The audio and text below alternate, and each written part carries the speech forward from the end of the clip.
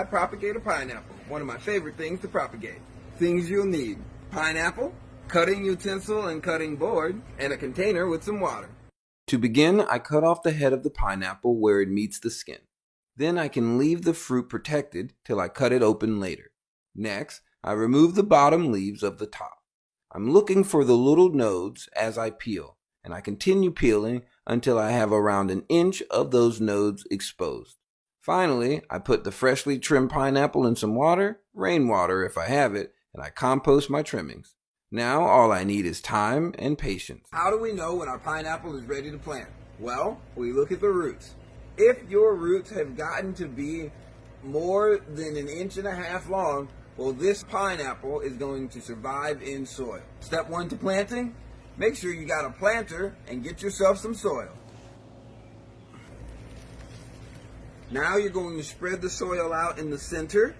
Going to take your pineapple, you're going to open the roots at the bottom, and you're going to put some soil all around the base.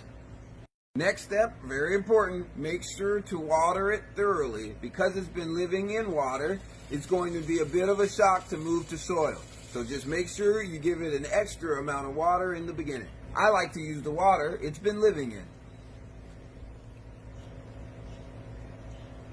Hi, today we're going to cut an onion. We're also going to plant it. Did you know that after you've cut it flat, it starts to grow? Planter, soil, and your onion. Dig out just a little bit of the center and then add your onion.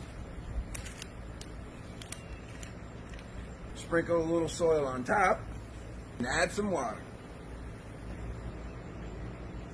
Hi, this is a sweet potato ivy that I propagated last winter. Look at how those roots have grown, and they managed to survive through the winter, and in spring they started putting out leaves.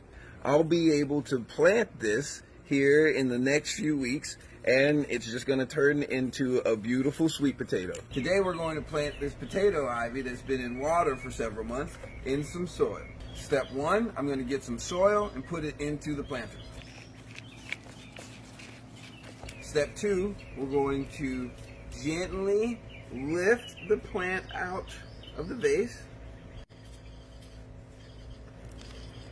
and we're going to gently spread the roots ever so slightly.